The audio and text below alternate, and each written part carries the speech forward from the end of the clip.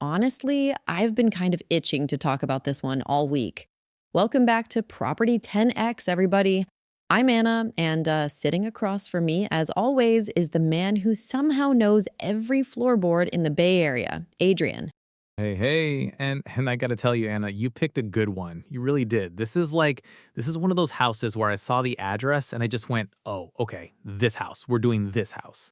Okay, so set it up for me. Where are we, and what exactly are we looking at? So, we're on Santa Clara Avenue, right, in Alameda, 2056 Santa Clara. And here's the thing that gets me right away. It's a Colonial Revival, and it was built back in 1912. What, over 110 years old? And it was designed by an actual named architect, a guy called William Dufour. That's not nothing. Most houses this age, you don't get a name attached, you know? Wait, okay, hold on. 1912. Is it one of those places where it's beautiful on the outside, but the inside's all chopped up and weird? Like, how did it actually survive? No, no, no. That's the beautiful part. It survived. So you walk in and you've got these high ceilings, right? And rich, rich woodwork everywhere, like the real original millwork, the kind nobody can afford to reproduce today.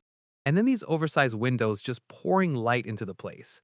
It's got a layout, the kind that was literally built for entertaining, big, generous, connected spaces.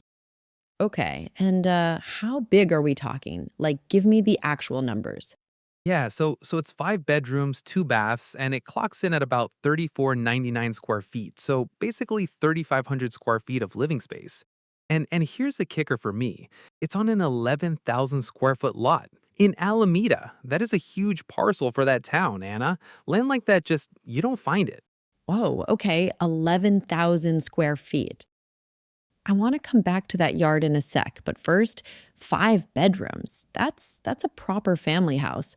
Are they like big rooms or are we talking little box rooms? No, they're generous. They're generous. That's the thing about colonial revivals. They built the bedrooms with real proportion. High ceilings up there too, big windows, so every room kind of breathes. And with 5 of them, I mean, you've got room for a big family, you've got a guest room, you've got a home office, and you're still not squeezed. There's an ease to it. And the bathrooms. 2 baths for 5 bedrooms feels a little tight, right? It is a little tight, and I'll be straight with you. It's an old house trade off, right? But here's how I look at it. With 3,500 feet in that lot, there is so much room to add a bath, add an ensuite off the primary. The potential's just sitting there. You've got the footprint, so it's not a deal breaker, it's more like a canvas. You know what I mean? Yeah, that makes sense. Okay, so the kitchen. Everybody wants to know about the kitchen. What's the situation there? So, the kitchen in a house of this era is really the place where you get to put your personal stamp. You've got the space, you've got the light coming in, and because of formal rooms flow the way they do, you can open it up to entertain or keep it as that cozy, tucked away cook's kitchen.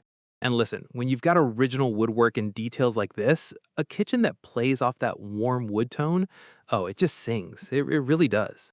See, now you're making me picture like a big Sunday breakfast in there. The entertaining thing, you keep coming back to it. What makes this place so good for that specifically? Okay, so this is my favorite part, honestly. The formal rooms. They built a formal living room, a formal dining room, and they'd connect through these big openings, right? So when you throw a party, the whole downstairs just becomes one flowing space. And the ceilings are tall, so sound carries nice. The lights beautiful in the windows.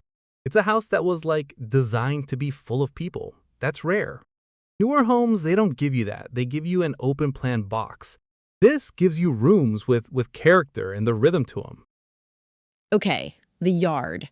You promised me the yard. What do I actually do with that? Oh man, anything. That's the dream part. So on a lot that size in Alameda, you've got room for a real garden, like raised beds, mature trees, a lawn for the kids or the dog. You could put in a full outdoor entertaining setup, string lights, the whole thing. And honestly, there's even room to think about a pool down the line or an ADU, a little cottage out back for guests or rental income. That land is basically a blank canvas. And in that town, it's almost impossible to find. Okay, that's genuinely exciting. Let's talk neighborhood. Sell me on Alameda, because not everybody knows it. Oh, I love this. I love talking about Alameda. So it's literally an island right off Oakland across the estuary, and it's got this small town, tree-lined, everybody knows your name kind of feel. And central Alameda, where this house is, it's the good stuff. It's the historic heart. You've got Victorian and Craftsman and Colonial Revival all walking down these streets. And walkability, because that's a big one for me. Like, can you actually walk places here or So that's the thing. It's super walkable, like a 9 out of 10 on walkability, which basically means it's a walker's dream. You don't need the car for your daily errands. Santa Clara Avenue, park streets nearby with the shops and the restaurants and the coffee. You can just walk out your door and live your life. It's a huge quality of life thing. okay? And schools for the family buyers listening. Yeah, so Alameda's got a really solid public school reputation. It's one of the reasons families fight to get onto this island.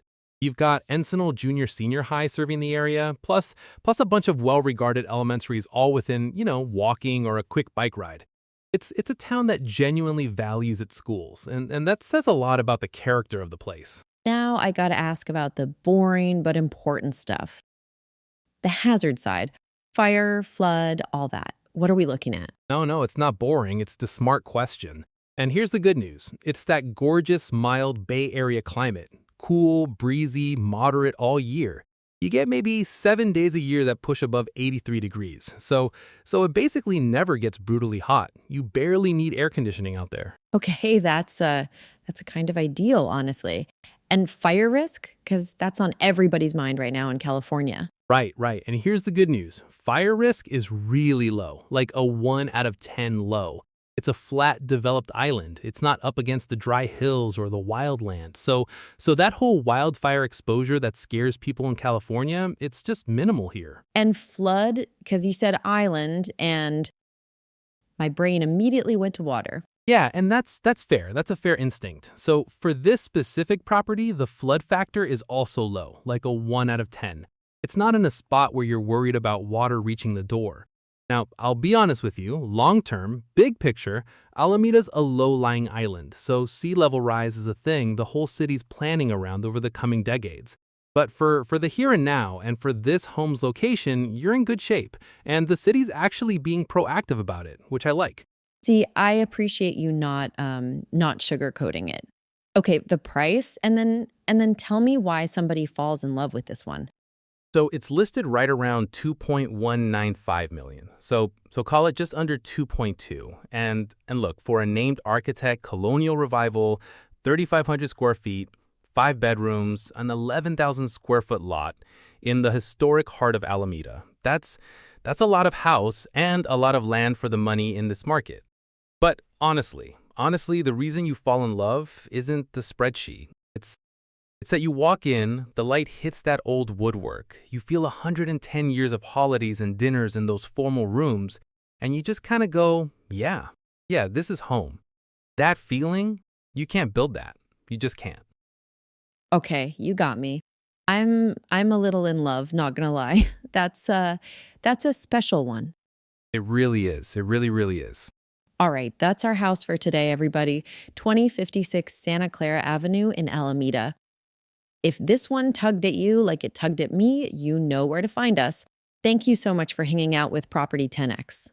Thanks, everybody. Go find your home. We'll see you next time. Be careful.